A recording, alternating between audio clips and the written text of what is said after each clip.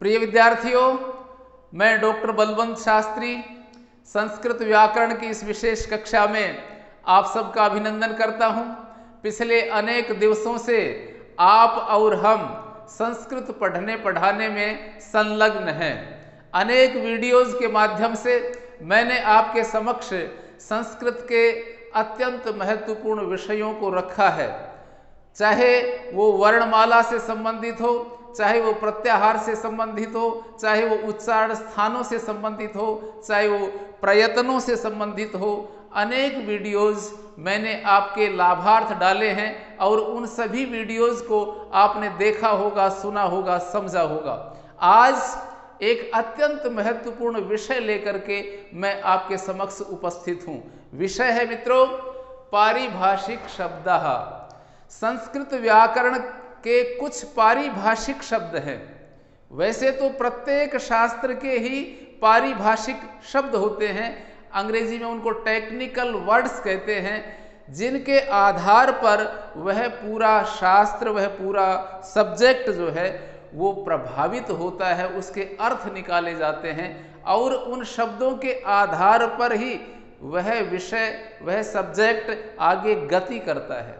जैसे एक उदाहरण मैं आपके सामने रख रहा हूं, उस उदाहरण के माध्यम से मैं आपको ये समझाने का प्रयास करूंगा कि पारिभाषिक शब्दों का किस प्रकार से उस विषय के साथ में गहरा रिश्ता होता है तथा पारिभाषिक शब्द किस प्रकार से पूरे शास्त्र को प्रभावित करते हैं। चलिए एक शब्द के माध्यम से पहले हम पारिभाषिक शब्दों को, उनका क्या स्वरूप होता है, ये समझने का प्रयास करते हैं। जैसे एक शब्द ले रहा हूं, धातु। ये धातु शब्द है, ये धातु शब्द है।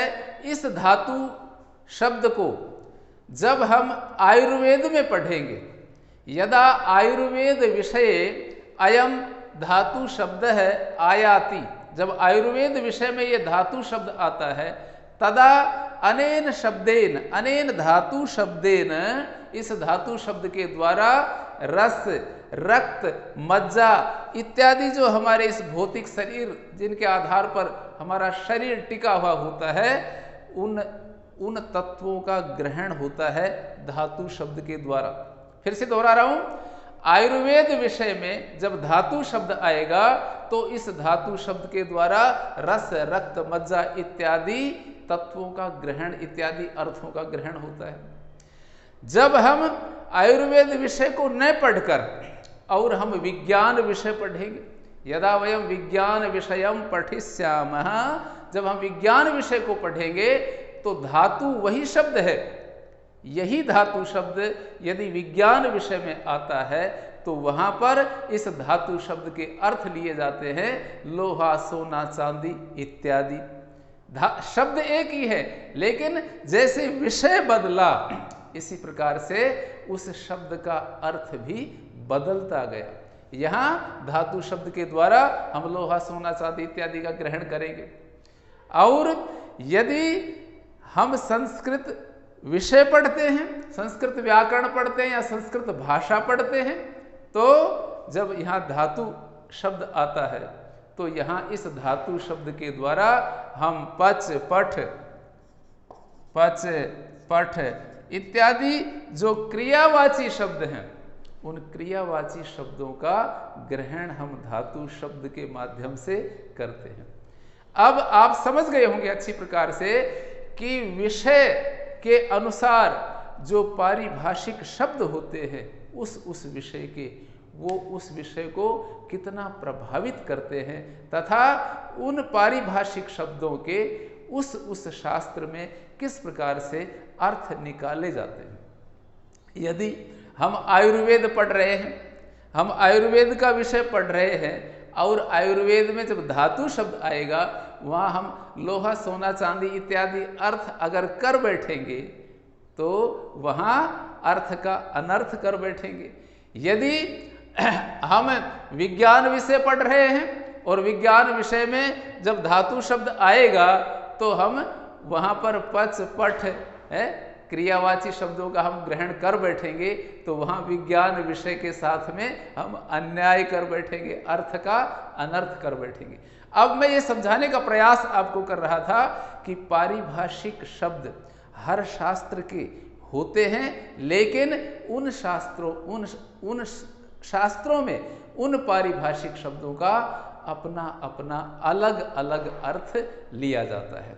तो यह शब्दों के अर्थों को निर्धारित करते समय हमें यह देखना है कि वह शब्द किस विषय का है, किस वहां पर विषय क्या चल रहा है। इसी प्रकार से प्रकरण में आता है। प्रकरण एक थोड़ा और स्पष्टता के लिए एक उदाहरण ले रहा हूं। इसी प्रकार से जैसे विषय हमें प्रभावित करता है, जैसे विषय शब्दों के अर्थों को प्रभावित करता है, इसी प्रकार से उस विषय के अंतर्गत जो प्रकरण है, जो टॉपिक चल रहा है, वह भी शब्दों के अर्थों को प्रभावित करता है। विषय के प्रकरण के अनुसार शब्दों के अर्थ निर्धारित किए जाते हैं। जैसे एक शब्द है सैंधवम, सैंधव, ये सैंधव शब्द है। संस्कृत भाषा में सैंधव का अर्थ होता है नमक और दूसरा एक अर्थ होता है घोड़ा। ये दो अर्थ है। सैंधव शब्द का अर्थ नमक भी होता है, सैंधव शब्द का अर्थ घोड़ा भी होता है। अब कहाँ सैंधव शब्द का अर्थ घोड़ा लेना है, कहाँ सैंधव शब्द का अर्थ नमक लेना है, ये प्रकरण के अनुसार हम निर्धारित करेंगे। ये निर्धारण, ये अर्थ का निश्चय हम प्रकरण के अनुसार करेंगे। यदि भोजन का समय है, यदि भोजन का प्रकरण है, यदि भोजन का प्रकरण है और भोजन के प्रकरण में सैंधव शब्द बोला जा रहा है, जैसे आप भोजन कर रहे हैं, आप अपने घर में अच्छी सी थाली लगा करके, बढ़िया हलवा पूरी खीर सब कुछ लगा करके, और आप भोजन करने लग रहे हैं, और आप जो शाक सब्जी खा रहे हैं उसमें थोड़ा नमक कम है, उस समय आप मुझे कहते हैं, कल्पना करिए, कल्पना करिए, मान रहे हैं, आप कहते हैं, मुझे अगर कहने में संकोच हो तो मान लीजिए अपने घर के किसी भी सदस्य को आप कहते हैं, अपने छोटे भैया को, किसी को भी कहते हैं कि सैंधवम आने, आप बोलते हैं सैंधव लेकर आओ, सैंधव। तो भोजन करते समय क्योंकि सैंधव मांगा जा रहा है, इसलिए वहां भोजन प्रकरण होने के कारण सैंधव का अर्थ होगा नमक। और यदि आपने बोला सैंधवम आने, सैंधव लेकर के आओ, और क्योंकि कोई कहे कि भाई सैंधव का अर्थ तो घोड़ा भी तो होता है, और वो अस्तबल से घोड़ा खोल करके आपके सामने, आपके थाली के पास ला करके खड़ा कर दे, तो आप उसे समझदार नहीं कहोगे, आप उसे प्रकरणवित नहीं कहोगे, आप उसे मूर्ख कहोगे कि ये मूर्ख आदमी है। जब मैं भोजन करने लग रहा था तो भोजन के प्रकरण में सैंधव का अर्थ इसको नमक लेना चाहिए था, ये भला आदमी घोड़ा अर्थ ले बैठा, तो ये तो मूर्ख है। इसी प्रकार से यदि गमन समय है, गमन का समय है, जाने का समय है, आप सूटिड बूटिड होकर के तैयार खड़े हैं, घर के दरवाजे पर खड़े हैं, और फिर अपने सेवक को आपने बोला कि सैंधवम आने, आपने कहा सैंधव लेकर के आओ, और वो आपकी रसोई में जाता है और एक नमक की डली लेकर के आता है, तो आप उसे मूर्ख कहेंगे, मूर्ख, मैं भोजन थोड़े ही कर रहा हूं, मैं तो इस समय जाने के लिए तैयार हूं, मुझे कहीं जाना है, इसलिए वहां सैंधवम आने, सैंधव लेकर के आओ, वहां तेरे को घोड़ा अर्थ लेना चाहिए था, तू नमक अर्थ ले रहा है, इसलिए तू मूर्ख है? इस प्रकार की भावनाएं आपके मन में पैदा होगी। तो मैं आपके समक्ष ये रखने का प्रयास कर रहा हूं कि विषय के अनुसार शब्दों के अर्थ लगाए जाते हैं, प्रकरण के अनुसार शब्दों के अर्थ लगाए जाते हैं। जहां विषय की अनदेखी करके शब्दों के अर्थ लगा लिए जाते हैं, वहां अर्थ का अनर्थ बहुत कुछ हो चुका है, पहले भी हो चुका है। बड़े बड़े हमारे जो ग्रंथ हैं, उन ग्रंथों के व्याख्याकार लोग इस प्रकार की जो है वो देखने को मिलता है। कि वहाँ प्रकरण की अनदेखी की गई तो अर्थ का अनर्थ वहाँ पर हो जाता है। इसी प्रकार से विषय और प्रकरण इन दोनों का ध्यान रखते हुए शब्दों के अर्थ लिए जाते हैं। चलिए, ये थोड़ी सी भूमिका मैंने आपके सामने रखी है। अब अपन आ रहे हैं यहाँ पर व्याकरण की जो पारिभाषिक शब्दावली है उसके विषय में हम बातचीत आज करेंगे। चलिए, मैं ले रहा हूं, पहले इन दो शब्दों को आधार लेकर के चल रहे हैं। अच और हल, ये आप हम पढ़ चुके हैं। अच और हल के विषय में अच्छी प्रकार से हम पढ़ चुके हैं कि अच का अर्थ संस्कृत में स्वर होता है और हल का अर्थ व्यंजन होता है। संस्कृत व्याकरण विषय जब हम पढ़ते हैं तो वहाँ अच का अर्थ स्वर है और हल का अर्थ व्यंजन है। ये आप अच्छी प्रकार से समझ चुके हैं। चलिए, इन्हीं दो शब्दों को आधार बना करके मैं दो पारिभाषिक शब्द ले रहा हूं। ये ऐसा विषय है जिसके बिना जिसको समझे बिना हम आगे संस्कृत व्याकरण को ठीक से समझ ही नहीं सकते। ये आधारभूत जो है ये शब्दावली है। इसके कुछ महत्वपूर्ण शब्द मैं आपके सामने रख रहा हूं। अब देखिए, एक शब्द है अजंत शब्द आएगा। प्रत्येकस्मिन् पदे, संस्कृत व्याकरण शास्त्रे प्रत्येकस्मिन् पदे पदम पदे पदे अयम शब्द है, अयम अजंत इति शब्द है आगमिष्यति अस्मत् समक्षे। हमारे सामने ये अजंत शब्द आएगा। अब अजंत का क्या अर्थ है? अजंत का अर्थ है अच अन्ते यस्य। इस प्रकार से इसका अर्थ होगा। अच जिसके अंत में है उसको अजंत कहेंगे। अच का अर्थ है स्वर जिसके अंत में है, कोई भी स्वर। जैसे प्रत्याहार सूत्रों के अनुसार हम 9 स्वर मान रहे हैं। प्रत्याहार सूत्रों में 9 जो स्वर हैं उनको अच कहा जा रहा है और ये अच जिसके अंत में होगा उसको अजंत कहेंगे। जैसे देखिएगा, राम शब्द है, राम, तो राम शब्द में हम वर्ण विच्छेद करेंगे। वर्ण विच्छेद, देखिए एक पदच्छेद होता है जिसकी चर्चा मैं अभी करने वाला हूं। एक उससे पहले एक वर्ण विच्छेद होता है, वर्ण विच्छेद। तो वर्ण विच्छेद का क्या तात्पर्य है? इस राम शब्द में कितने वर्ण हैं? जब हम आपसे ये पूछेंगे कि राम इति शब्दे कति वर्णः सन्ति, इसमें कितने वर्ण हैं, कितने अक्षर हैं? सामान्य रूप से आपका ध्यान जाता है तो आप बोलते हैं इसमें 2 अक्षर हैं, अक्षर द्वयम वर्तते, 2 अक्षर हैं। लेकिन 2 अक्षर नहीं है। राम इति शब्दे अक्षर द्वयम नास्ति, 2 अक्षर नहीं है। तर्हि किम अत्र 4 वर्णः सन्ति, 4 अक्षराणि सन्ति। कथम, किस प्रकार से देखिएगा, इसमें र और प्लस आ है, र और आ मिलकर के रा बना और फिर इधर मैं हलंत और प्लस ए है। तो समझने के लिए ये मैं लगा रहा हूं। तो राम शब्द में ये 4 अक्षर आए, र, आ, मैं और अ। इस प्रकार से 4 अक्षर राम शब्द के अंतर्गत छुपे हुए हैं। जब इसका हमने ऑपरेशन किया, इसकी चीरफाड़ की, तो हमारे सामने 4 अक्षराणि सन्ति, ये 4 अक्षर हैं। अंत में कौन सा अक्षर है? अन्ते किम अक्षरम अस्ति है, कतमम अक्षरम अस्ति अन्ते, अन्ते ए है, अ। और ये ए क्या है? ये अच है, अच। ए अच है, स्वर है। क्योंकि राम शब्द यतो ही राम इति शब्दस्य अन्ते, ध्यान देना, यतो ही राम इति शब्दस्य अन्ते अच अस्ति, ए अच है, अतः, क्योंकि राम शब्द के अंत में अच है, अतः राम अयम शब्द है अजंतः, इसको अजंत कहेंगे।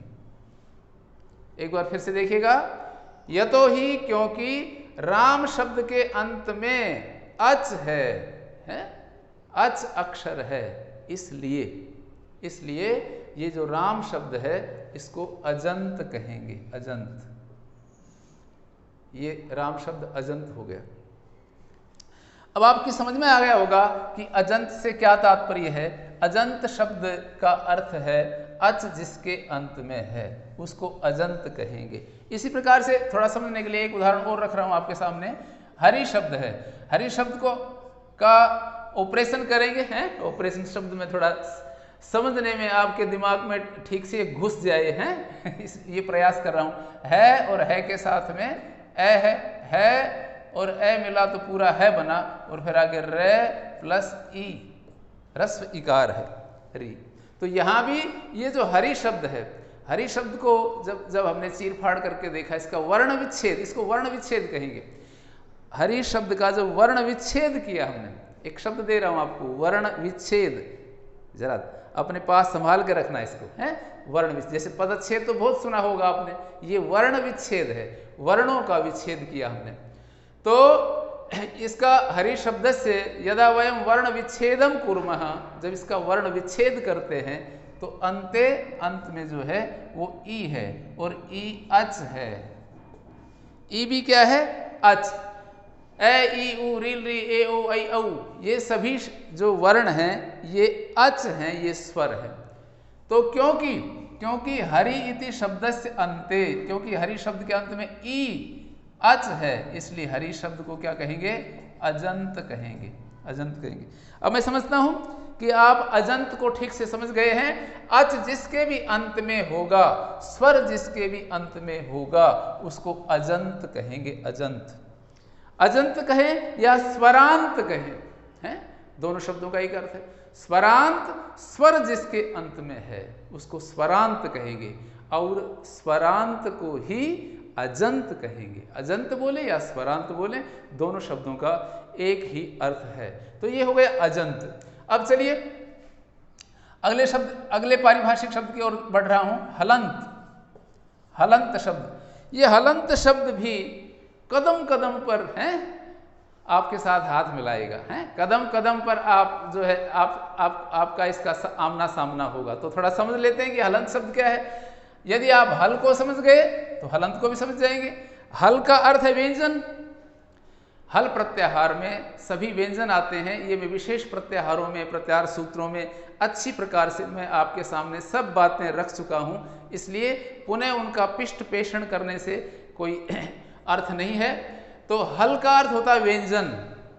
हल शब्द का क्या अर्थ है? व्यंजन। हल बराबर व्यंजन। और हलंत किसको कहेंगे? तो ये यहां इस प्रकार से इसका अर्थ लगाएंगे, बहुब्री समास करेंगे, हल अंते यस्य, है हल अंत में है जिसके, हल जिसके अंत में है उसे हलंत कहेंगे, है हल अंते यस्य, हल जिसके अंत में है उसको हलंत कहेंगे। जैसे एक शब्द ले रहा हूं, जैसे जगत है मरुत है सरित है, ये शब्द हैं, ये ऐसे शब्द हैं। देखिए इनकी तस्वीर को थोड़ा देखिएगा। अब इन शब्दों को जो हम ध्यान से देखते हैं तो इनका जो अंतिम अक्षर है, अंतिम अक्षर है, उसके साथ में ये चिन्ह विशेष लगा हुआ है। ये चिन्ह थोड़ा यहां लगा देता हूं, ये चिन्ह ऐसा लगा हुआ है, ऐसे लगना चाहिए। तो ये जो चिन्ह लगा हुआ है इसका तात्पर्य ये है, जरा समझिएगा क्या है ये जो चिन्ह लगाते हैं, ऐसे रेखा ये लगाते हैं, इसका तात्पर्य ये है कि इसमें स्वर था। यहां पर स्वर तो था लेकिन वो चला गया, यहां से निकलकर भाग गया, ये उसके निशान है। यहां से वो यहां से निकला और ऐसे भाग गया है, उसके पद चिन्ह यहीं दिखाई दे रहे हैं। यहाँ इस रास्ते से स्वर निकलकर भाग गया, इस रास्ते से स्वर निकलकर भाग गया, इस रास्ते से स्वर निकलकर भाग गया, है नहीं, वहां पर स्वर उसमें नहीं है। तो जिसमें स्वर नहीं है तो इसका मतलब ये प्योर व्यंजन है। अब ये प्योर व्यंजन है पूरी तरह से केवल निराव्यंजन है, व्यंजन है, प्योर व्यंजन है। तो व्यंजन को कहते हैं संस्कृत में हल। व्यंजन को क्या कहते हैं संस्कृत में? हल। और हल जिसके अंत में है उसे कहेंगे हलंत। ये सभी अक्षर हल हैं। ये त अक्षर जो है हल है, यहाँ भी त अक्षर हल है, यहाँ भी त अक्षर हल है, हैं? ये सभी एक और जैसे उदाहरण ले लेता हूँ, वाच शब्द है, जैसे इसमें च आ गया, च, तो यहाँ च है, तो ये च यहाँ पर हल है। ये सभी हल अक्षर हैं, हल अक्षर हैं। और हल अक्षर जिसके अंत में होते हैं उसे क्या कहेंगे? हलंत कहेंगे। हल अंते यश, इस प्रकार से अर्थ लगाएंगे। हल अंत में है जिसके, उस शब्द को हलंत शब्द कहेंगे। तो ये जगत जो शब्द है, ये जगत शब्द है, इस जगत पूरे शब्द को हलंत कहेंगे, हैं? ये हलंत हो गया। ऐसे मरुत पूरा जो शब्द है उसको हलंत कहेंगे। क्यों? क्योंकि इसके अंत में हल है। सरित को हलंत कहेंगे क्योंकि इसके अंत में हल है। वाच शब्द को हलंत कहेंगे। क्यों? क्योंकि वाच शब्द के अंत में हल है।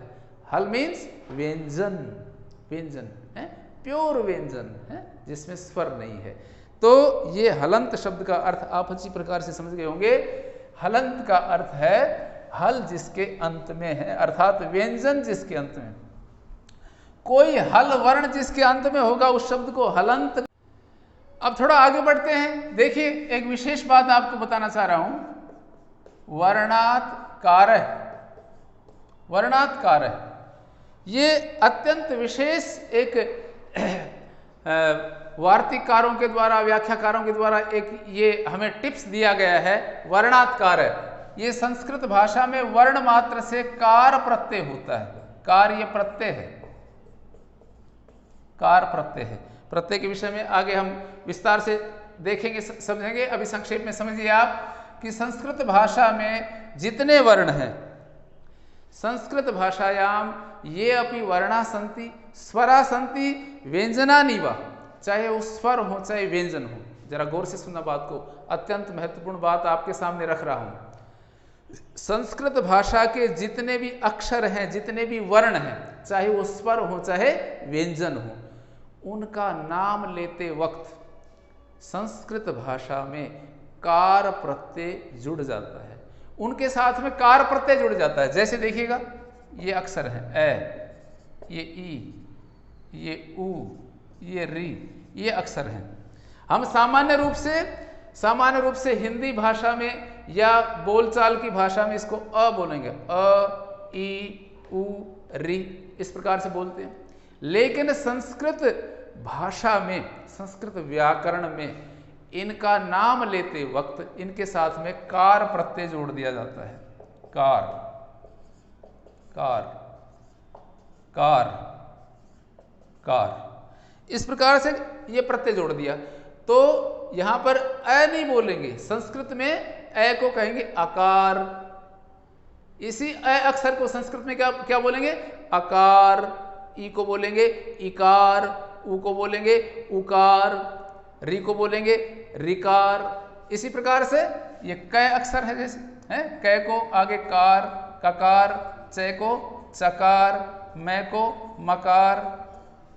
इस प्रकार से संस्कृत भाषा के जितने अक्षर हैं वो सब वीआईपी हैं, वीआईपी। चाहे वो स्वर हो चाहे व्यंजन हो। कैसे? सब बड़े धनी है, समृद्ध है। क्यों? सबके पास कार है, सबके पास कार है, हैं? यार, जिस भाषा में सब उसके जो अक्षर हैं, अक्षरों के पास, ये सबके पास कार हो, तो वो भाषा कितनी धनी होगी, कितनी समृद्धिशाली होगी, हैं? सबके पास कार है, सब कार वाले हैं, वीआईपी लोग। आप समझ गए होंगे हैं कि संस्कृत भाषा में वर्णों के साथ में कार प्रत्यय जोड़ा जाता है। और वहां अकार का अर्थ होगा अ, इकार का अर्थ होगा ई, उकार का अर्थ होगा उ, चकार का अर्थ होगा च। ये आप अच्छी प्रकार से आप समझ। ककार का अर्थ होगा क, चकार का अर्थ होगा च, मकार का अर्थ होगा मैं, है, रिकार का अर्थ होगा री, उकार का अर्थ होगा उ, इकार का अर्थ होगा ई, अकार का अर्थ। ये अच्छी प्रकार से आप समझ गए होंगे, इसलिए मैंने यहाँ पर कसरत करने का प्रयास किया। तो वर्णात्कारः, वर्ण मात्र से कार प्रत्यय हो जाता है। वर्ण मात्र के साथ में कार प्रत्यय संस्कृत में जोड़ा जाता है। चलिए, ये हो गया वर्णात कार्य। इसके साथ में एक और उद्घोषणा वैयाकरणों की है। इस व्याकरण शास्त्र में एक छोटा सा और भी नियम काम करता है, कहते हैं रादिफः। रादिफः वर्णात कार्य के साथ में करें रादिफः, रे जो अक्षर है, रे अक्षर, उसके साथ में इफ प्रत्यय जुड़ता है, इफ। और जब गुण कर देते हैं, गुण संधि होगी, आगे अपन गुण संधि पढ़ेंगे तब और अच्छी तरह समझ में आ जाएगा। रे में अ है और इधर ई है, और अ और ई गुण संधि होकर के रे बनता है, तो रेफ। कहते हैं रे अक्षर, ये जो रे अक्षर है उसका नाम लेते वक्त कार प्रत्यय नहीं जोड़ते हैं। एक आ गया है जिसके पास कार नहीं है, लेकिन उसके पास इफ है, इफ है। ये भी कार से कुछ बढ़कर ही होती होगी, है, हल्की चीज नहीं है ये भी। तो ये इफ है, रे अक्षर के बाद में इफ प्रत्यय होता है। फिर समझिएगा, सभी अक्षरों के पश्चात कार प्रत्यय जुड़ता है संस्कृत में। संस्कृत व्याकरण में सभी अक्षरों के साथ में कार प्रत्यय, लेकिन रे के साथ में इफ प्रत्यय जुड़ता है। इसलिए संस्कृत भाषा में रे को रकार नहीं कहते, रकार है, रकार नहीं कहते हैं, क्या कहते हैं? रेफ कहते हैं, रेफ कहते हैं। ये आप समझ गए होंगे। चलिए आगे बढ़ रहे हैं, कम समय में ज्यादा कुछ हम सीखने का प्रयास करते चलें। समय का सम्मान, समय की इज्जत हमें करनी चाहिए। चलिए आगे चलते हैं। एक शब्द आता है सुबंत, ये भी कदम कदम पर आपके सामने आएगा। सुबंत शब्द आता है, सुबंत को समझते हैं। ये सुबंत क्या है? ये जो पारिभाषिक शब्द है संस्कृत व्याकरण शास्त्र का, सुबंत से क्या तात्पर्य है, तो इसको समझने, इसको अलग अलग करते हैं सुबंत को। तो इसका विग्रह होगा सुप अंते यस्य। सुप जिसके अंत में है उसको सुबंत कहेंगे। ध्यातव्यम, ध्यान दीजिएगा, सुबंत से तात्पर्य क्या है? सुप अंते यस्य, सुप जिसके अंत में होगा, जिसके भी अंत में सुप होगा है, उसे सुबंत कहा जाएगा है। अब ये सुप क्या है? किसका नाम है सुप? है किस चिड़िया को कहते हैं सुप? तो पहले इसको समझना पड़ेगा। जब ये कहेंगे सुप अंते यस्य, सुप जिसके अंत में होता है उसको सुबंत कहते हैं, तो पहले हमें सुप को समझना पड़ेगा। सुबंत को समझने से पहले हमें सुप को समझना पड़ेगा। चलिए मैं आपके सामने पहले सांकेतिक रूप से मैंने पहले भी बताया था, आज थोड़ा और विस्तार से बता रहा हूं। 21 प्रत्यय हैं, 21 प्रत्यय जिनका नाम सुप है, सुप। संस्कृत व्याकरण में 21 प्रत्यय हैं जिनका नाम सुप है। और जितने भी संस्कृत वाङ्मय के, संस्कृत साहित्य के शब्द होते हैं, जितने भी शब्द होते हैं, उन सभी शब्दों के साथ में ये सुप प्रत्यय लगता है। सुप प्रत्यय शब्दों के पश्चात, धातुओं के पश्चात नहीं, शब्दों के पश्चात जितने भी शब्द होते हैं उन सभी शब्दों के साथ में ये 21 प्रत्यय अनिवार्य रूप से लगते हैं। जरा गौर करना मेरे शब्द पर। अनिवार्य रूप से संस्कृत भाषा में सभी शब्दों के साथ में, मैं धातुओं को छोड़ रहा हूं, उसमें धातु जैसे पचपट इत्यादि जो हैं उनके बारे में थोड़ा अलग से पढ़ेंगे। जितने भी शब्द हैं, राम इत्यादि जितने भी शब्द हैं, उन सभी शब्दों के साथ में ये 21 प्रत्यय लगते हैं। इसलिए शब्द रूप, जितने भी शब्द रूप हैं, रामे रामो रामा लता लते लता, ये जितने भी शब्द रूप हैं उन सभी के साथ में 21 प्रत्यय लगते हैं। ये 21 प्रत्यय ये कौन से हैं 21 प्रत्यय? सामान्य रूप से मैं आपके सामने रख रहा हूं एक बार, और फिर शब्द रूप के प्रकरण में हम उसको और अच्छी तरह से पढ़ेंगे। सुप प्रत्यय कौन से देखिएगा? सु औ जस, अम औट शस, टा भ्याम भिस, गसी गे भ्याम भ्यस, गसी भ्याम भ्यस, और गस ओस और आम, और फिर गी, ओस, सुप। अब देखिए, ये प्रथमा विभक्ति, ये द्वितीया, ये तृतीया, ये चतुर्थी, ये पंचमी, ये षष्ठी, ये सप्तमी, और ये एक वचन है, और ये द्विवचन है, और ये बहुवचन है। इस प्रकार से है, थोड़ा समझिएगा।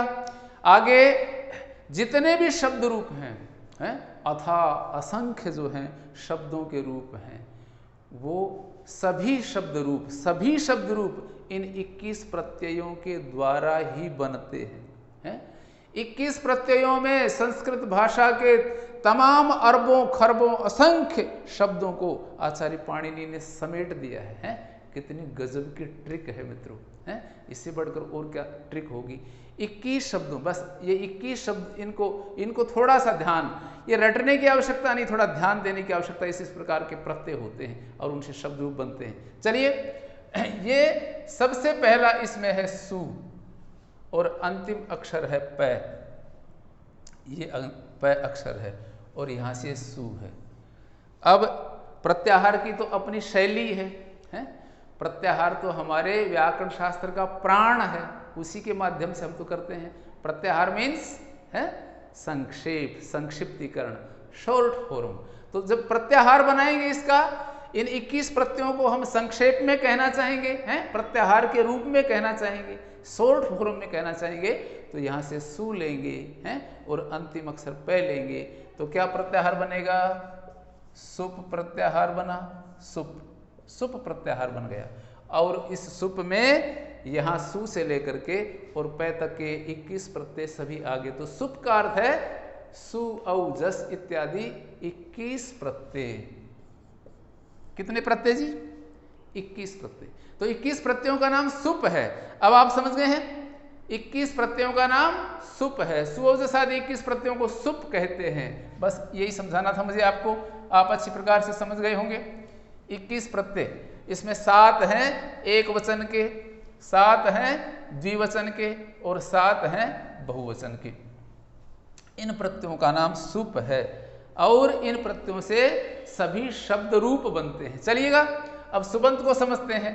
जैसे राम शब्द है, और राम शब्द एक वचन में सु आएगा, सु प्रत्यय, और सु का यहाँ लोप होकर के ये जो ऐसा उपदेशानुनासिक इत संज्ञा होकर के तसलोप, उसका लोप होगा, और फिर यहाँ पर राम और स बसता है, फिर स के विसर्ग हो जाते हैं, स के विसर्ग हो जाते हैं, तो राम शब्द बनता है।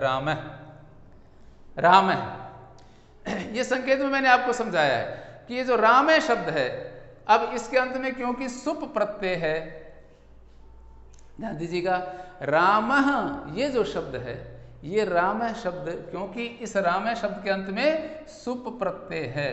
कौन सा प्रत्यय है जी? सुप प्रत्यय है।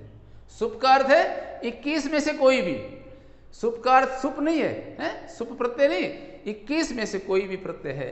तो यहाँ पर पहला सु प्रत्यय था, तो राम शब्द के अंत में क्योंकि सुप प्रत्यय है, इसलिए राम शब्द को क्या कहेंगे? सुबंत। ये राम शब्द सुबंत हो गया। क्या हो गया जी? राम शब्द सुबंत हो गया। इसी प्रकार से रामऊ है, रामऊ को भी सुबंत कहेंगे। क्यों? क्योंकि इसके अंत में भी 21 प्रत्ययों में से एक सुप प्रत्यय है। सुप प्रत्यय जिसके भी अंत में, अब देखिए राम के जितने भी रूप चलेंगे, 21 रूप जो राम के बनेंगे, राम रामू रामा रामू रामान, ये जो 21 रूप बनेंगे, इन सभी पदों को, इन सभी शब्दों को सुबंत कहेंगे। राम है सुबंत है, रामो सुबंता, रामा सुबंत है, ये सब सुबंत हैं। इसी प्रकार से लता के रूप हम जब चलाएंगे, लता, लते, लता, इस प्रकार से, तो लता भी सुबंत है, लते भी सुबंत है, लता भी, ये बहुवचन में विसर्ग होंगे। एक वचन में यहाँ पर सु आता है, वो हट जाता है यहाँ से, इसलिए लता विसर्ग दिखाई नहीं देते। तो लता, लते, लता, ये सभी पद क्या हैं? सुबंत हैं। अब आप सुबंत को अच्छी प्रकार से समझ गए हैं। सुबंत किसे कहते हैं? सुप प्रत्यय, अर्थात 21 प्रत्ययों में से कोई भी एक प्रत्यय है, सारे इकट्ठे नहीं होते हैं, 1 by 1 एक एक आते हैं। तो 21 प्रत्ययों में से कोई एक प्रत्यय जिसके अंत में होता है, उस शब्द को सुबंत कहेंगे। तो राम है सुबंत है, रामौ सुबंत है, रामान सुबंत है, रामे सुबंत है, रामयो रामेशु, ये सब सुबंत है। लता लते लता, लताम लते लता, लतायाम लते लतासु, ये सब जो हैं सभी शब्द जो हैं, हरि हरि हरे, साधु साधु साधु है, ये सभी शब्द क्या हैं? सुबंत हैं, सुबंत हैं, सुबंत हैं। इसलिए आप सुबंत को अच्छी प्रकार से समझ गए होंगे, क्योंकि कितना बड़ा जो है सागर है ये सुबंत का, सभी शब्द इसमें संस्कृत के समाहित हो जाते हैं, तो उनको सुबंत कहेंगे। अब चलिए अगला एक पारिभाषिक शब्द आएगा, वो है तिङंत। तिङंत ये भी अत्यंत महत्वपूर्ण है। सुबंत और तिङंत दो में जो है पूरी संस्कृत भाषा जो है वो समेट दी आचार्य पाणिनि ने। सुबंत कहने से सभी शब्द आगे, सभी, कोई शब्द बचा ही नहीं। और तिङंत, थोड़ा इनको भी समझें। तिङंत का अर्थ है तिङ अन्ते यस्य। तिङंत से तात्पर्य है तिङ जिसके अंत में है। तिङ प्रत्यय, तिङ जिसके अंत में हो गए उसको तिङंत कहेंगे। तो जैसे हमने सुप को समझा, इसी प्रकार से तिङ को समझेंगे। तिङ को समझना आवश्यक है। क्यों? तिङंत किसे कहते हैं? तिङ जिसके अंत में है उसे तिङंत कहेंगे। तो ये तिङ क्या है? अभी समझते हैं इसको पहले, तब हम तिङंत को समझ पाएंगे। ये तिङ क्या है? तिप तस जी इत्यादि, ये 18 प्रत्ययों का नाम तिङ है। देखिएगा, तिप तस झी,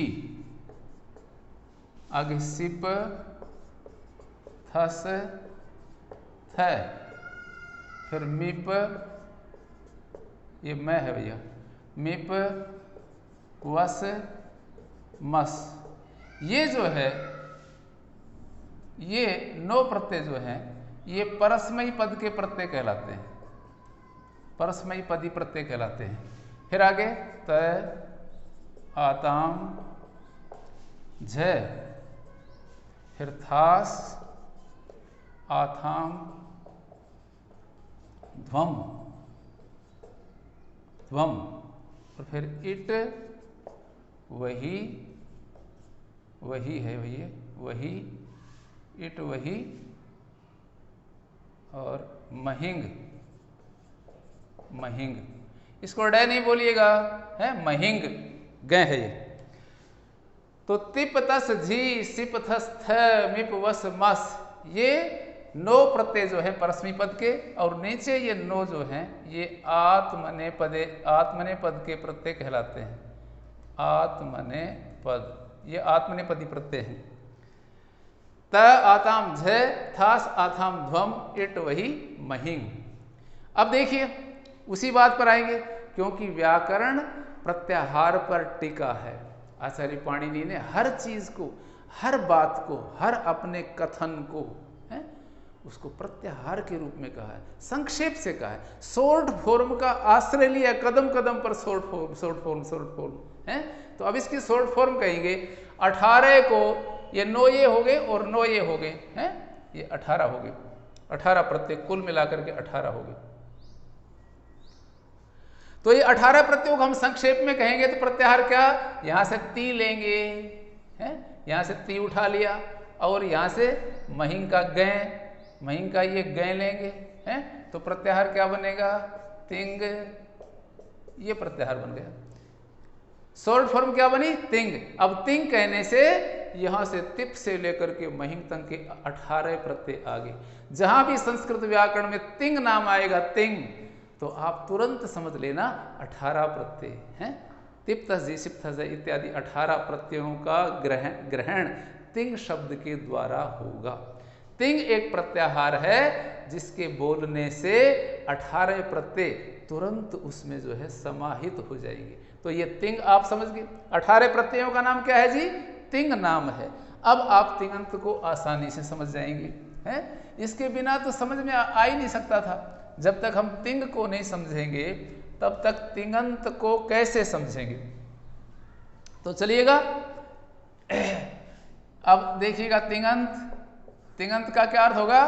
तिंग अंते यस्य, तिंग अंत में है जिसके, हैं, अब तिंग को आप समझ चुके हैं, जैसे पठति, पठतः, पठन्ति, ये रूप चलते हैं, पठसी, पठथ, हैं।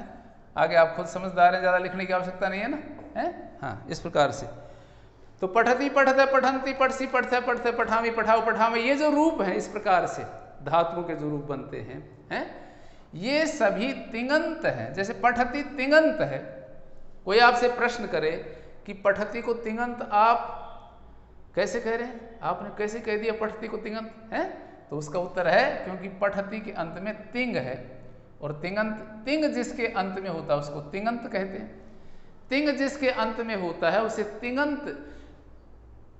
तिंग प्रत्ययों में से तिंग 18 जो प्रत्यय हैं उनमें से कोई भी एक प्रत्यय, कोई एक प्रत्यय, यहां भी 1 by 1, कोई एक प्रत्यय जिसके अंत में होगा है उसको तिङन्त हम कहेंगे। तो पठति में क्या है, पठ है और फिर तिप प्रत्यय आता है, तिप है, तिप का प हट जाता है, ती बचता है, तो ये तिंग प्रत्यय। क्योंकि पठति के अंत में, क्योंकि पठति के अंत में तिंग प्रत्ययों में से पहला प्रत्यय तिप लगा हुआ है, इसलिए पठति तिङन्त है। पठते में तस है इसलिए ये तिङन्त है। पठन्ति में जी है, जी को अंति आदेश हो जाता है झोंते सूत्र से, पठन्ति, ये एक क्या है, ये तिङन्त है। ये सभी तिङन्त हैं। पठसी तिङन्त है क्योंकि इसके अंत में भी तिंग प्रत्यय पठत है, सिङन्त है, ये पठत तिङन्त है, ये सभी तिङन्त हैं। क्या है जी, तिङन्त है। पठति, पठते, पठन्ति जितने भी हैं। इसी प्रकार से आत्मनेपद के जो प्रत्यय हैं तयाताम से, जैसे सेवते, सेवेते, सेवन्ते हैं, ये आए, तो ये भी सभी तिङन्त कहलाएंगे, ये भी सभी तिङन्त कहलाएंगे। जैसे सेवते, सेवेते और सेवन्ते, ये सभी पद जो हैं, शब्द जो हैं, ये भी तिङन्त कहलाएंगे। तिङन्त क्यों, क्योंकि इनके अंत में भी तिंग प्रत्यय हैं, तयाताम झ इत्यादि प्रत्यय हैं और उनसे ये रूप बन रहे हैं, इसलिए तिंग इनके अंत में होने के कारण ये क्या कहलाएंगे, ये तिङन्त कहलाएंगे। चलिए, सुबंत और तिङन्त ये आप अच्छी प्रकार से समझ चुके हैं। अब जितनी भी धातु हैं जरा देखिएगा, जितने भी लगभग 2000 धातु आचार्य पाणिनि ने अपने धातु पाठ नामक ग्रंथ में पढ़ी हैं। 2000 के करीब धातु मिलती है पूरे संस्कृत साहित्य में। संस्कृत का ये जो ब्रह्मांड है इसमें लगभग 2000 धातु हैं। उन 2000 धातुओं से ये 18 प्रत्यय लगते हैं। जितनी भी धातु हैं उन धातुओं से ये 18 प्रत्यय होते हैं। मित्रों जरा गौर करना, सभी धातु रूप 2000 धातु जो उपलब्ध होती हैं संस्कृत साहित्य में, उन 2000 धातुओं के रूप इन 18 प्रत्ययों के साथ ही चलते हैं। ये 18 प्रत्यय ही लगते हैं। तो 18 में आचार्य पाणिनि ने सभी धातु रूपों को समेट दिया। क्या गजब की ट्रिक है, देखिएगा है कितनी कमाल की ट्रिक है। जितने भी धातु रूप असंख्य धातु रूप चलेंगे, हैं कितने कितने रूप चलेंगे, हैं उन धातु रूपों को आचार्य पाणिनि ने कहा इनके साथ में 18 प्रत्यय जोड़ दो, तिप्तसी सिप्तस्थ निपवस, ये प्रत्यय जुड़ करके सभी धातु रूप बनते हैं। तो सभी धातु रूप, जितने भी धातु रूप हैं वो सब तिङन्त कहलाएंगे। क्या कहलाएंगे जी, तिङन्त कहलाएंगे। अब आप सुबंत समझ गए, सभी शब्द रूप सुबंत हैं, शब्दों के रूप सुबंत कहलाते हैं। सभी धातु रूप क्या कहलाते हैं, तिङन्त कहलाते हैं। चाहे वो पठती पठते पठन्ति, लिखती लिखते लिखन्ति, हैं धावती धावते धावन्ति, हस्ती हस्ते हसन्ति, हैं सेवते सेवेते सेवन्ते, वर्धते वर्धेते वर्धन्ते, कोई भी हो हैं वो सभी क्या कहलाएंगे, तिङन्त तिङन्त तिङन्त। तो ये तिङन्त आपकी समझ में अब अच्छी प्रकार से आ गया है, शायद इसको भी आप जिंदगी में नहीं भूलेंगे, हैं इस प्रकार से पढ़ा हुआ जो है। आगे बढ़ते हैं, आगे है प्रातिपदिक। प्रातिपदिक प्रातिपदिक अब इसको भी समझें। एक बात इससे पहले मैं और थोड़ा और स्पष्ट कर रहा हूँ, संकेत कर रहा हूँ, कभी आप कोई भ्रमित ना हो जाएं इस विषय में। देखिए ये जो सुप प्रत्यय हैं जिनकी संख्या कितनी थी 21, वो शब्दों से होते हैं, शब्दों से हैं। मैंने बताया सभी शब्द रूप जो है शब्दों के पीछे 21 प्रत्यय लगते हैं। जितनी भी धातु हैं धातु उनके साथ में 18 प्रत्यय लगते हैं। अब धातु क्या है, धातु की क्या परिभाषा होती है, आगे जो है वो हम थोड़ा सा क्रम से धीरे धीरे पढ़ेंगे। बहुत सरल सरल बातें हैं, कठिन नहीं है, लेकिन हैं अत्यंत उपयोगी। अब एक महत्वपूर्ण शब्द पढ़ रहा हूं मैं, प्रातिपदिक। प्रातिपदिक ये संस्कृत साहित्य, संस्कृत व्याकरण का अत्यंत महत्वपूर्ण शब्द है। एक धातु, एक प्रातिपदिक, धातु के बारे में अभी पढ़ेंगे अपन। प्रातिपदिक, प्रातिपदिक अत्यंत महत्वपूर्ण शब्द है। प्रातिपदिक का अर्थ होता है संस्कृत में मूल शब्द। मूल शब्द को प्रातिपदिक कहते हैं। मूल शब्द, जरा गौर करना, मूल शब्द का नाम प्रातिपदिक है। और पूरा जो संस्कृत व्याकरण है उसमें आचार्य पाणिनि ने 2 सूत्र दिए हैं, 2 सूत्र जो प्रातिपदिक नाम रखते हैं। पहला सूत्र है उसमें अर्थवद धातु र प्रत्यय प्रातिपदिकम, ये सूत्र है प्रातिपदिकम। अर्थवद धातु प्रत्यय प्रातिपदिकम, इसको थोड़ा सा अलग अलग करेंगे हम। थोड़ा इसके पदच्छेद करेंगे। पदच्छेद, पदों का छेदन करना, पदों को, शब्दों को, पद मीन शब्द, शब्दों को अलग अलग करना पदच्छेद कहलाता है। वर्णों को, अक्षरों को अलग अलग करना वर्ण विच्छेद कहलाता है, वर्णच्छेद कहेंगे उसको। तो इसमें कहा अर्थवत, अर्थवत, और फिर कहा ए धातु, ए धातु, और फिर मैं इसको अलग अलग कर रहा हूं, ए धातु, ए प्रत्यय, ए प्रत्यय प्रातिपदिकम। कहते अर्थवत प्रातिपदिकम, ध्यान दीजिएगा, अर्थवत का और प्रातिपदिक का एक साथ संबंध है। अर्थवत प्रातिपदिकम, संस्कृत साहित्य में, संस्कृत भाषा में अर्थवत प्रातिपदिकम, जो भी अर्थवान शब्द होगा, जिसका कुछ अर्थ निकलेगा, अर्थ निकलना चाहिए, अनर्थक नहीं होना चाहिए, सार्थक। कोई भी अर्थवान शब्द होगा जिसका कोई भी अर्थ निकल रहा है, उसको संस्कृत व्याकरण में, मेरे इस संस्कृत व्याकरण में क्या कहेंगे, प्रातिपदिकम, उसको प्रातिपदिक कहेंगे। अब आप समझ गए होंगे, संस्कृत साहित्य का कोई भी शब्द जिसका कोई अर्थ निकल रहा है, कोई भी शब्द है, चाहे वो राम है, श्याम है, न है, अथवा है, अपि है, च है, कोई भी शब्द है, कोई भी शब्द संस्कृत साहित्य का, यदि उसका अर्थ निकल रहा है तो प्रातिपदिकम, अर्थवत प्रातिपदिकम, अर्थवत प्रातिपदिकम। आचार्य पाणिनि कह रहे अर्थवत प्रातिपदिकम, अर्थवत प्रातिपदिकम। सभी अर्थवान शब्दों की मेरे संस्कृत व्याकरण शास्त्र में क्या संज्ञा होती है जी, प्रातिपदिकम। मैं प्रातिपदिक कहूंगा उनको, प्रातिपदिक संज्ञा उनका नाम होगा। तो जब ये घोषणा कर रहे हैं कि अर्थवत प्रातिपदिकम, सभी अर्थवान शब्दों की प्रातिपदिक संज्ञा होती है, तो क्योंकि धातु का भी अर्थ निकलता है, प्रत्ययों का या प्रत्यांत कोई शब्द होगा उसका भी अपना कोई अर्थ निकलेगा, कोई भी प्रत्यांत शब्द होगा या प्रत्यय होगा तो उसका भी अपना कोई अर्थ तो निकलेगा। तो जब ये कहेंगे कि अर्थवत प्रातिपदिकम, सभी सार्थक शब्दों की जिसका भी कोई अर्थ निकल रहा है उसकी प्रातिपदिक संज्ञा होती है, साथ में कहा ए धातु, धातु की नहीं होती। ये जरा गौर करना, निषेध कहां कर रहे हैं, धातु की प्रातिपदिक संज्ञा नहीं, तो ए धातु, ए प्रत्यय, और प्रत्यय या प्रत्यांत कोई शब्द है उसकी भी प्रातिपदिक संज्ञा नहीं होती है। जरा गौर से सुनना, अर्थवत प्रातिपदिकम, सभी अर्थवान शब्दों की प्रातिपदिक संज्ञा होती है, कोई भी है वो,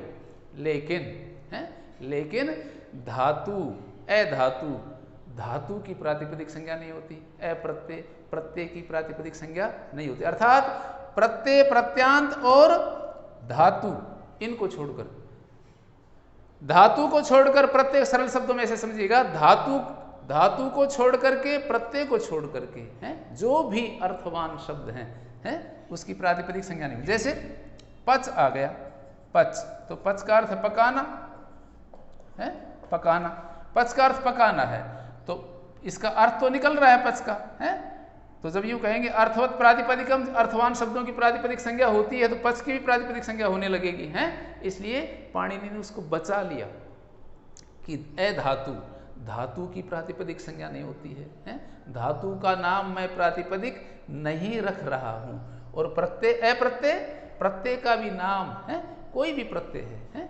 किसी पर कत्वा है, तुमुन है, या कोई भी प्रत्यय आएगा किसी उसमें आ रहा है, तो उस प्रत्यय का भी मैं प्रातिपदिक नाम नहीं रख रहा हूं। ये संक्षेप में मैंने, गहराई में जाकर संक्षेप में ऊपर आपको समझाने का प्रयास किया है कि सभी अर्थवान शब्दों की प्रातिपदिक संज्ञा होती है, लेकिन धातु की प्रातिपदिक संज्ञा नहीं होगी, है। प्रत्यय की प्रातिपदिक संज्ञा नहीं होगी, प्रत्यांत शब्द की प्रातिपदिक संज्ञा नहीं होगी। ये प्रातिपदिक संज्ञा करने वाला सूत्र है।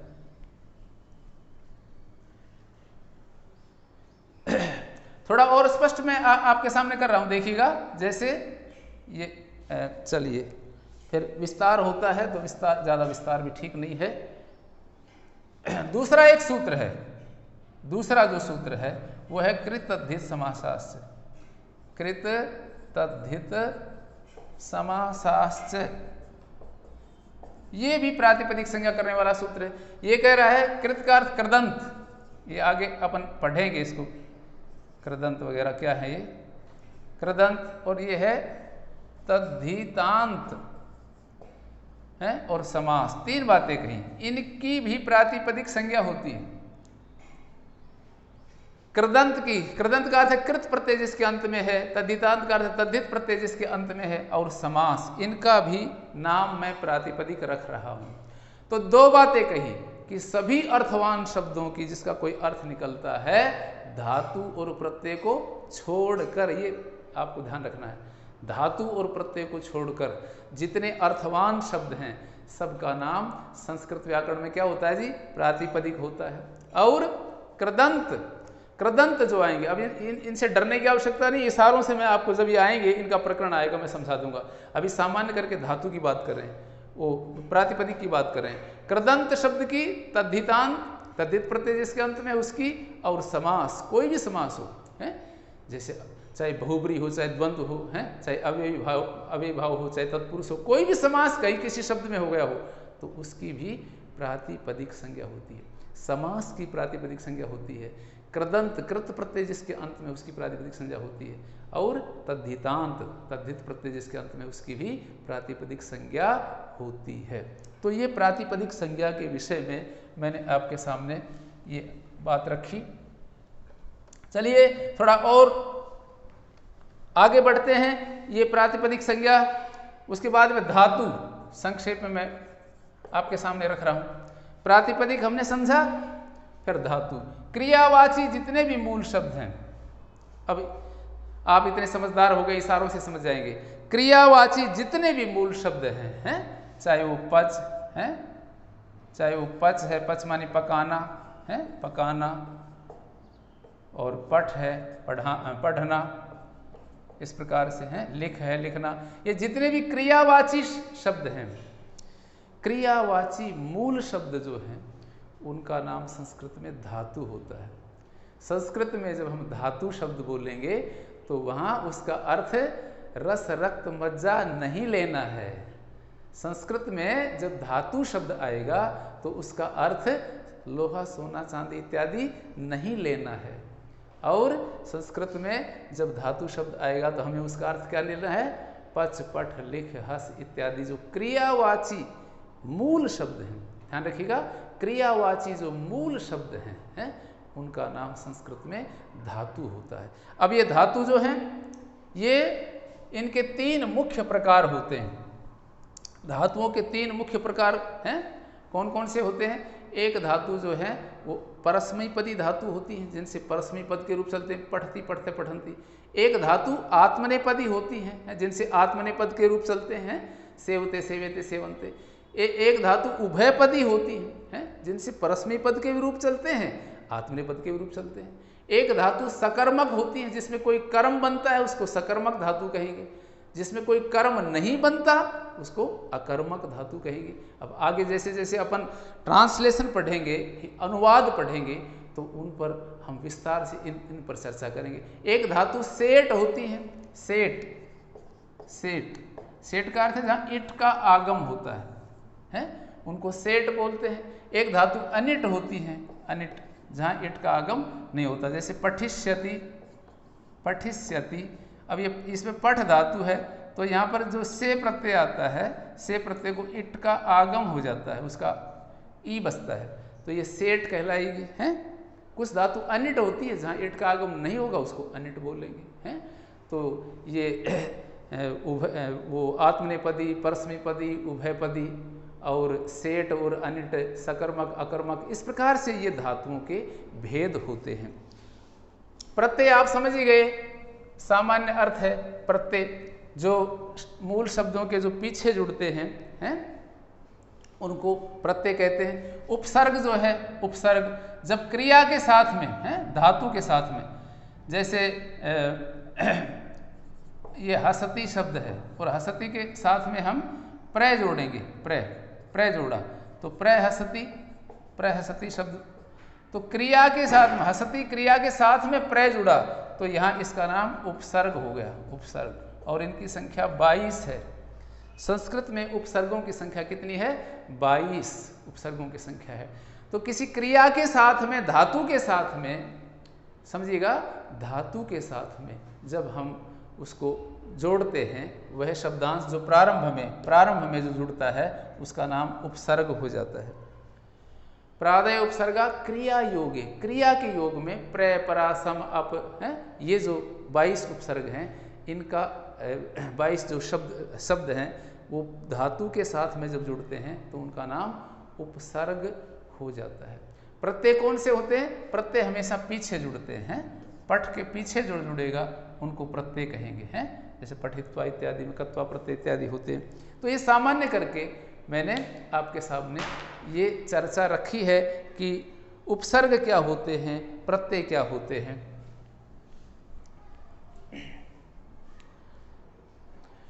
एक पद्य मैंने लिखा था उपसर्ग के ऊपर और प्रत्यय के ऊपर।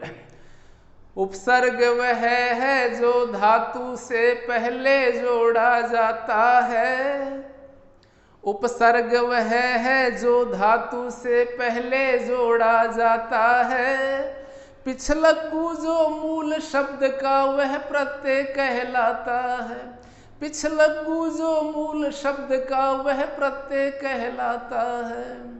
तो ये थोड़ी सी चर्चा मैंने संस्कृत व्याकरण के कुछ पारिभाषिक शब्द हैं, कुछ एक पारिभाषिक शब्दों पर मैंने प्रकाश डालने का प्रयास किया है। और जैसे आगे प्रकरण अपन पढ़ते जाएंगे तो उन शब्दों को हम समझेंगे। आज इतना ही रखते हैं। इन आज की जो चर्चा है वो अत्यंत गंभीर चर्चा है, अत्यंत उपयोगी चर्चा है और अत्यंत सारभूत चर्चा है। इस चर्चा के ऊपर संस्कृत का हमारा अध्ययन अध्यापन जो है वो टिका हुआ है। तो चलिए इस चर्चा को आज यहीं पर विराम दे रहे हैं और आपसे मैं निवेदन कर रहा हूँ कि इन वीडियोस को आप बार बार देखिए, दूसरों के पास में भेजिए, उससे पुण्य भी मिलता है अपने को, और स्वयं का भी हम बार बार उसको सुनते हैं तो पुनरावृत्ति करने से हमारा जो ज्ञान है वो स्थायी हो जाता है और उसको समझ में आता है। समझा हुआ कभी धोखा नहीं देता, मैं बार बार एक बात कहता हूँ। इसलिए मेरा जोर समझाने पर होता है, रटाने पर नहीं होता। जो हमने समझ लिया उसको हम जीवन में भूलेंगे नहीं। रटा हुआ तो कहीं भी मित्रों हम भूल सकते हैं, हम वो हमें धोखा दे सकता है। समझा हुआ कभी भी धोखा नहीं देता है। इसलिए मैं अपेक्षा करता हूँ, आशा करता हूँ कि आज के पाठ को आप अच्छी प्रकार से समझ गए होंगे और इसी प्रकार से पहले पढ़ाए हुए और आगे जिन विषयों को मैं आपके सामने रखूंगा, मेरा यही निवेदन है कि आप सबको समझते चलें। चलिए इसी के साथ में आज इसको विराम देते हैं। मेरे साथ मिल करके नारा बोलिएगा, जयतु भारतम, जयतु भारती। बहुत बहुत धन्यवाद।